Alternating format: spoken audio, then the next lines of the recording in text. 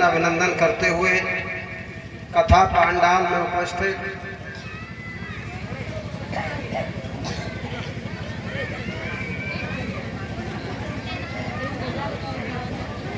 देव स्वरूप सभी संतजन, व्यास पंचाशील, छोटे भाई केसी शास्त्री और उनके समस्त बाधकगण,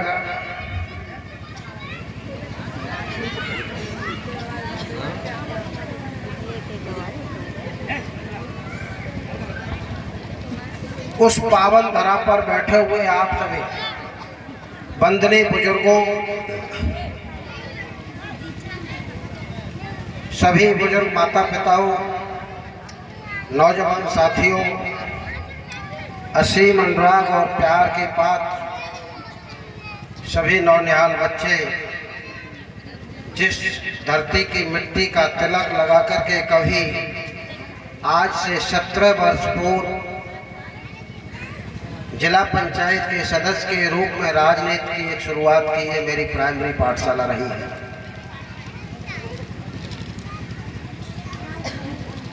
चूंकि ये भागवत का पांडाल है, राजनीतिक चर्चा करना उचित नहीं रहेगा।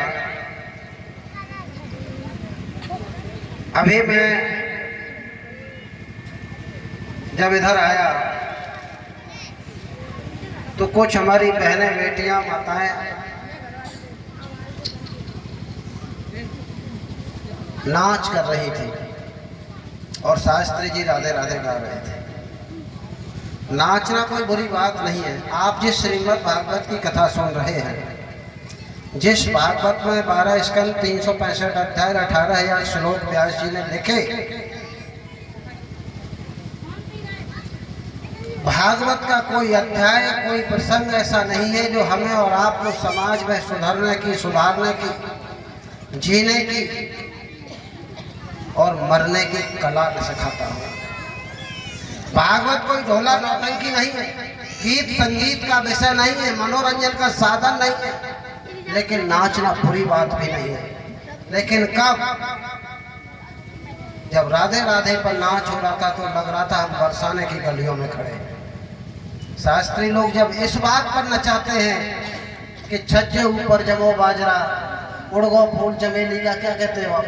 कहते हो नहीं कहते हो? किसी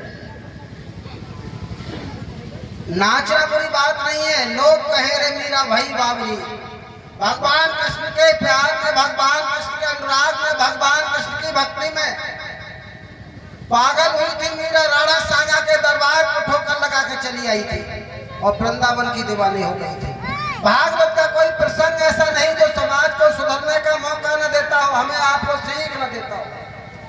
आप जिन पूर्वजों की कथाएं सुन रहे हैं, जिनका इतिहास सुन रहे हैं, सीता, अनुसुईया, सावित्री की कथाएं सुनती है बहनों,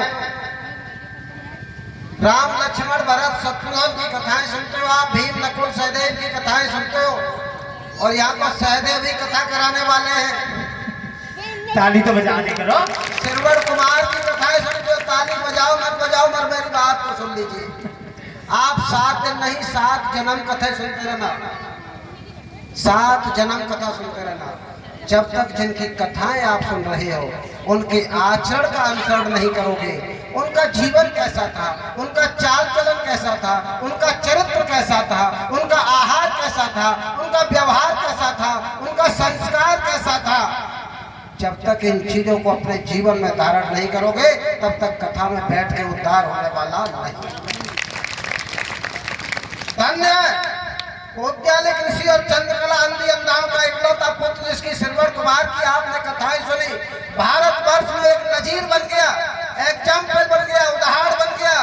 जब किसी का बच्चा अगर सुशील होता है, संस्कारवान होता है, तो पड़ोसी उंगली उठा के कह देता है कि उसका बेटा तो श्रवण कुमार है। कौन था वो श्रवण कुमार? वो श्रवण कुमार था जिसने अपनी अंधी अंधाओं को देशाटन के लिए जब लेकर गया, राजा दशरथ के तीर का शिकार हुआ और अपने माँ बाप के चौड़ों में उसने अपने प्राण त्याग दिए। और कथाएं सुनने के बाद भी अगर बूढ़े माँ बाप की सेवा शुश्रूषा न हो, बूढ़े माँ बाप को दवा न मिले, बिस्तर न मिले, तो नौजवानों फिर कथाएं सुनने का क्या मतलब रहा? और कैसी शास्त्रीय से शास्त्रियों को कथा सुनाने का क्या मतलब रहा? धन्य है वो रामचरितमानस का भरत। जब भगवान राम 14 वर्ष वनवास के लिए गए तो चढ़ खड़ाई रख के 14 वर्ष काट दिए, अयोध्या के राज को स्वीकार नहीं किया था। और जब आज का भाई एक एक बिस्वा जमीन के लिए भाई भाई पर मुकदमे कर देता है, एक एक बिस्वा जमीन के लिए गोलियां चला देता है, उस भरत के हृदय के खंड खंड हो जाते होंगे कि क्या हो गया इस भारत की संस्कृति को। ये भारत की संस्कृति नहीं है, ये भारत की धरती है, ये राजा राम मोहन राय की वो संस्कृति नहीं है जहाँ भाई भाई के खून बहाता हो। कहने का आशय ये है, कथाएं सुनते हो तो उसकी शिक्षा को जब तक अपने जीवन में धारण नहीं करोगे, जिनके गीत गुनगुना रहे हो उनकी जब तक शिक्षा, उनके आचरण का अनुसरण नहीं करोगे, तब तक कल्याण होने वाला नहीं है। मैं आप लोगों से कहना चाहता हूँ बहनों, सीता अनुसुईया सावित्री पर कोई जादू टोना नहीं था। माता बहनों, सीता अनुसुईया सावित्री पर कोई जादू टोना नहीं था, कोई जंत्र मंत्र नहीं था। क्या था उस अनुसुईया के पास जिसने ब्रह्मा विष्णु महेश तीनों देवताओं को पालना में लाला बना के झुला दिया? उसके पास एक ताकत थी, एक व्रत था, एक धर्म था, और वो चाहो तो वो आपके पास भी ताकत है। गंगा यमुना न जा पाओ चलेगा, मथुरा वृंदावन न जा पाओ चलेगा, घंटा घुंघरू न बजा पाओ चलेगा, लेकिन माताओं बहनों उस अनुसुईया के पास और कुछ नहीं था। एक ही व्रत, एक धर्म, केवल एक धर्म, एक व्रत। सोमवार मंगल के व्रत रहो मत रहो चल जाएगा, लेकिन पति व्रत से बड़ा तुम्हारे जीवन में कोई व्रत नहीं है। जिस बहन के पास पति व्रत है, सतयुग द्वापर था, आज भी उसकी धैर्य पर बैठ, आज भी उसकी धैर्य पर विराजमान रहते हैं। जिस बहन के पास पत्र धर्म है, उसके यहाँ आज भी ब्रह्मा विष्णु महेश जैसे देवता आज भी हाजिरी लगाते हैं। इसलिए अगर नियत तुम्हारी अच्छी है तो घर में मथुरा काशी है, और यदि कर्म तुम्हारे अच्छे हैं तो किस्मत तेरी दासी है। कुछ करने की जरूरत नहीं है। व्यास जी ने लिखा था, अष्टादश प्राणेषु व्यासस् वचनध्वम परोपकार है पुण्य पापाय पर पीड़नमित करते थे। कभी कुछ न कर पाओ तो सूत्र बांध लो, परोपकार के बराबर कोई पुण्य नहीं है, और दूसरे की आत्मा को कष्ट देने के बराबर कोई पाप नहीं है। बाबा तुलसीदास ने लिखा था, पर धन को पत्थर गिने परतरीय मौत समान, पराई धन संपत्ति को मिट्टी और पत्थर समझो, पराई माँ बहन बेटी को अपनी माँ बहन बेटी समझो। जीवन का ये सूत्र जिसके पास है, कहीं भी सीना तान के घूमना, कोई मैया का लाल तुमसे आंख से आंख नहीं मिला सकता है। अंत में बस इतना कह के जाता हूँ, न तो खाकी के चक्कर में पड़ना, मत खादी के चक्कर में पड़ना। अगर कुछ करना चाहते हो जीवन में, परिवार का कल्याण करना चाहते हो, तो बस अपनी संतान को पढ़ा लेना। इससे बड़ा तुम्हारे लिए कोई धर्म नहीं है, कोई व्रत नहीं है, कोई संकल्प नहीं है। अगर संतान को जन्म देने का हक तुम्हारा है तो उसे पढ़ा लिखा करके शिक्षित और संस्कारवान बनाने का भी अधिकार तुम्हारा है। ये शाम विद्या तपोदानम ज्ञानम शीलम गुणोर धर्म है, प्रेमरत लोके भोवार भूता मनुष्य रूपेण मृगार्ष चढ़ती। जो माताएं बहनें बुजुर्ग, जो हमारे युवा साथी संतान को जन्म देने के बाद छोड़ देते हैं, जिनकी संतान पढ़ी लिखी नहीं होती है, मनुष्य रूपेण मृगार्ष चढ़ती, उनकी संतानें सुंदर हिरण के समान पृथ्वी पर एक वजन है।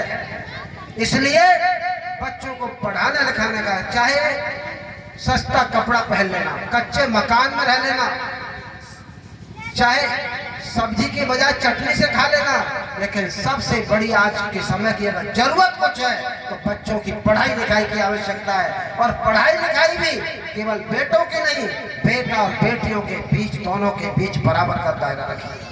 जहाँ आपका बेटा पढ़ रहा है वहाँ बेटियों को भी पढ़ाइए। बेटा और बेटी के बीच में असमानता की खाई पैदा मत कीजिए। जिस कोख से बेटा जन्म लेता है उसी कोख से बेटियां जन्म लेती हैं। आज इतिहास गवाह है, मेरे देश में राष्ट्रपति प्रधानमंत्री से लेकर के प्लेन की पायलट की बेटियां हैं, और तुम चाहोगी तो तुम्हारे बीच में से भी कोई भी वीरांगना पैदा हो सकती है, कोई भी साध्वी पैदा हो सकती है, कोई भी देशभक्त पैदा हो सकती है। इसलिए बच्चा कोई भी हो, बेटा हो अथवा बेटी हो, बराबर इनके आहार व्यवहार शिक्षा और संस्कार पर बल देना। जिस कोख से बेटियां आती हैं बेटे भी वहीं से आते हैं, और ये बेटियां नहीं होंगी तो फिर हम जैसे बेटे कहां से आएंगे। मैं इसलिए आप लोगों से कहना चाहता हूँ, मुझसे कोई जीवन में भूल हुई हो तो क्षमा चाहता हूँ, और इस लाइन से अपनी एक बात कहना चाहता हूँ आप लोगों से। ये वही सुभाष यादव है जिसको 2004-5 में आपने जिला पंचायत का चुनाव लगा करके राजनीतिक जीवन की शुरुआत की थी। और मेरे आपके वो रिश्ते रहे हैं जो बाप बेटे के होते हैं।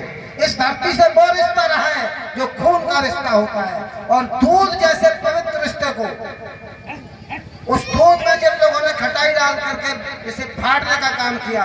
मैं यदुवंश में बाबा रामनाथ जी के बाद प्रथम कथावाचक थे मेरे पिता नाथुराम शास्त्री जी। पहले कथावाचक बाबा रामनाथ जी हुए, उसके बाद मेरे पिता से नाथुराम जी थे। इस व्यास वंश की रोटियों से पले इसके संस्कार हम हैं। हम इस व्यास वंश की कसम खा के आज सभी आपसे कह के जा रहे हैं। और आज के बाद कभी सफाई भी नहीं लेंगे। जिसको जो विश्वास भरोसा हो वो करते रहो। हमारा ये संकल्प है कि अगर अपने लोगों के लोहू का तिलक करके एमएलए की तो बात छोड़िए, अगर मंत्री और मुख्यमंत्री भी पद में लगा तो तुम्हारे रिश्ते पहले हैं, वो पद पहले नहीं है। सुभाष यादव तब था, वही अब है, और जब तक जिंदा रहेगा जीवन भर आपसे वही रिश्ते निभाएंगे। अपने बाप से पैदा नहीं। अगर कोई माई का लाल हमारी गलती साबित कर दे, वहीं पर राजनीति छोड़ के चले जाएंगे। हम आपको भरोसा दिलाना चाहते हैं। जिस तरह से हमेशा सेवा की है, आपके बुरे वक्त में रात के 1-1 बजे हमने हाजिरी दी है। आपके बुरे वक्त में जहाँ जिसने पुकारा सारी रात इन नहरों पर हाजिरी दी है। आपके बुरे वक्त में जहाँ जरूरत पड़ी हमने अपनी पत्नी के जेवर गिरवी रख के आप लोगों की मदद की है। मैं आपको भरोसा दिलाता हूँ, जब जिसको जरूरत पड़ेगी अपने खून पसीने से फिर तुम्हारे साथ हैं। जिसको जरूरत पड़ेगी अपने खून का एक कतरा बहा देंगे। लेकिन रिश्तों पर इतना भरोसा रखो कि हम ऐसे हो सकते हैं अथवा नहीं हो सकते। अगर रिश्तों पर भरोसा नहीं है तो रिश्ते रखने का कोई मतलब नहीं होता है। मैं आप लोगों को पुनः प्रणाम करता हूँ। आप लोगों से जीवन भर के लिए अपने रिश्तों की भीख मांगता हूँ। उस प्यार को पुनः जिंदा चाहता हूँ जो प्यार आज से 15-16 साल पहले आप लोगों ने हमें दिया था। बस इन्हीं शब्दों के साथ मैं आप लोगों के चरणों को प्रणाम करते हुए, वंदन करते हुए, अभिनंदन करते हुए, शास्त्री जी से माफी मांगते हुए आपका समय ज्यादा ले लिया, मैं अपनी बात खत्म करता हूँ। एक बार जोरदार आवाज में बोलिए जय श्री राधे कृष्ण। धन्यवाद। बहुत बहुत धन्यवाद।